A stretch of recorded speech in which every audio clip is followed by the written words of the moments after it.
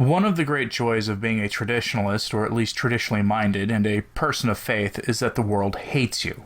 Our Lord warned us of this, of course, that the world will hate you because the world hated him. This hatred extends to the truths of what we believe, but also to the implications for what we believe in the world, where our views to become the norm once again in the West.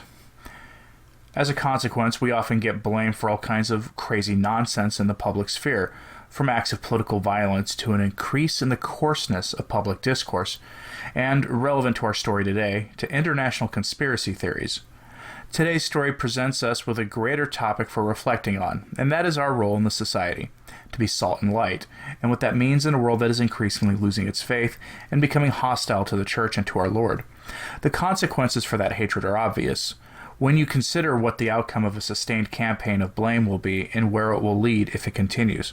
So today, let's briefly look at a story a subscriber sent to me on Twitter about the Catholic organization TFP, Tradition, Family, Property, and how they're getting calumniated by implication with some nasty actors and how that it is going to affect the rest of us.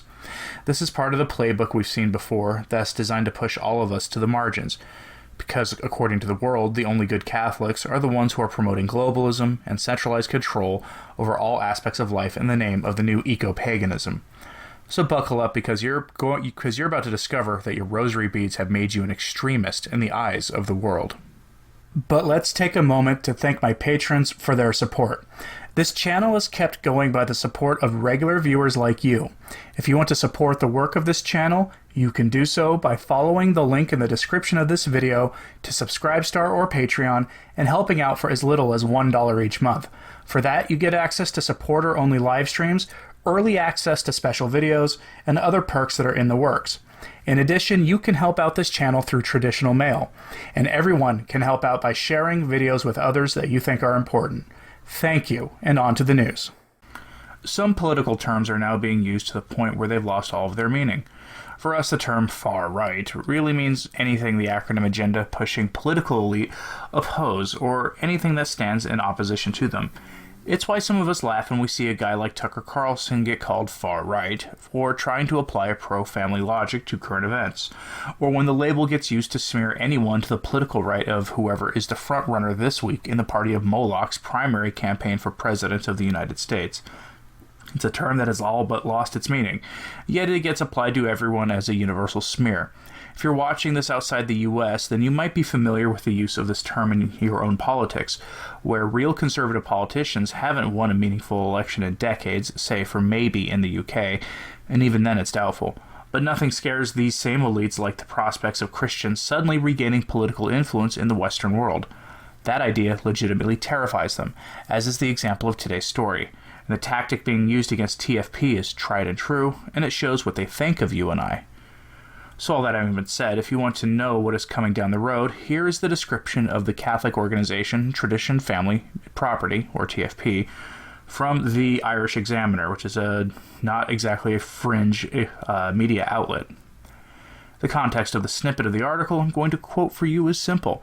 They're talking about ultra-conservative nationalist movements in Europe and the US that are using what political commentators call dark money to influence politics, which typically comes from sources outside the nation being targeted for political action, but not always. It's dark money because by its nature it's hard to track to its point of origin.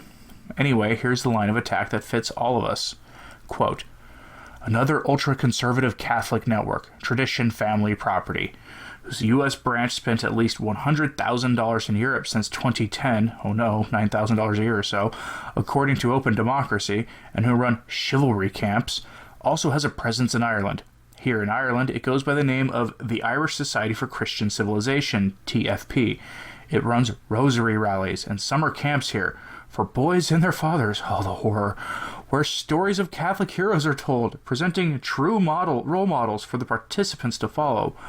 The organization, which is also registered with the Irish Charity Regulator, said its aim is to resist in the realm of ideas the atheistic, liberal, and socialist trends of our times, and proudly affirm the positive values of Christian civilization through the dissemination of religious articles and Catholic literature, especially of the Message of Fatima.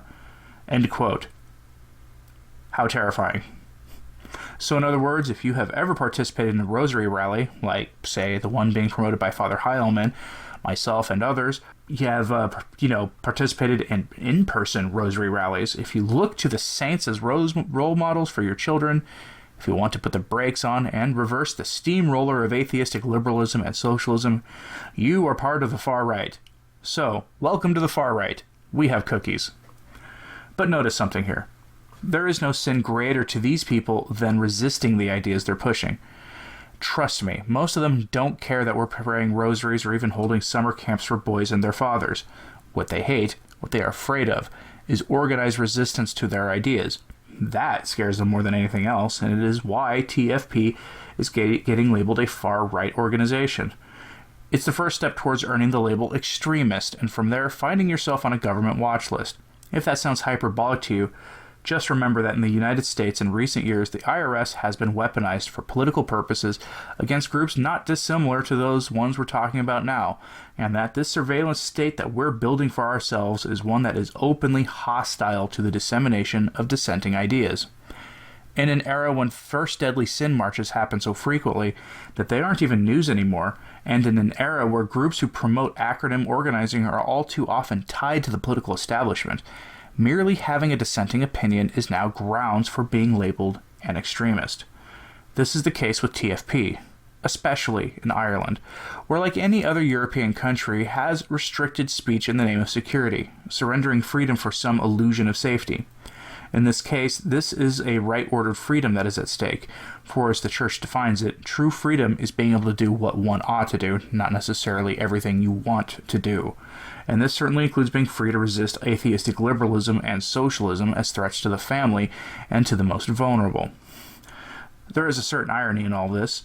In the Irish Examiner piece, the author then goes on to quote a member of the Moloch Party in the American Senate, who decries this use of international money to influence elections and political activism.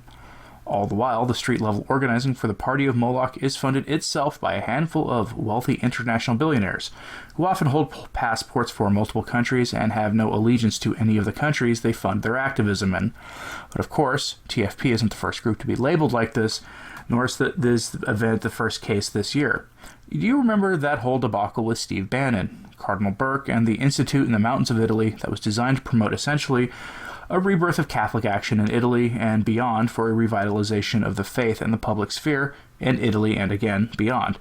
Numerous media outlets tripped over themselves to label Cardinal Burke as some part of a far-right extremist organization.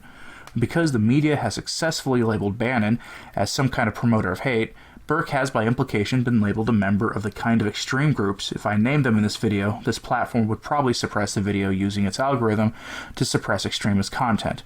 Yeah, that actually happens on this platform and on others, despite it actually being illegal to do so in the US, due to this platform receiving federal protections that require them explicitly to not engage in that kind of behavior. But the case of TFP in Ireland is like that of the Bannon and Burke mess, in that merely showing any signs of organized resistance by Christians to the overt evils being promoted in the world today is enough to get you labeled an extremist member of the political fringe, or worse, or at the very least as part of the fringe that the elites don't like, given their tolerance for organized street violence in places like Portland and elsewhere. So grab those rosary beads, raise your children right, and be prepared for much worse, because actions against outsider groups always start by pushing those groups to the fringes of society, and that does not absolve us or relieve us of our duty to be salt and light in the world. Opposing atheism is now a thought crime for the elite, and it's been for some time, so be prepared to be an extremist, because it is very difficult, if not impossible, to be loved both by the world and by the Lord at the same time. Thank you for listening. I'm Anthony Stine. Ave Maria.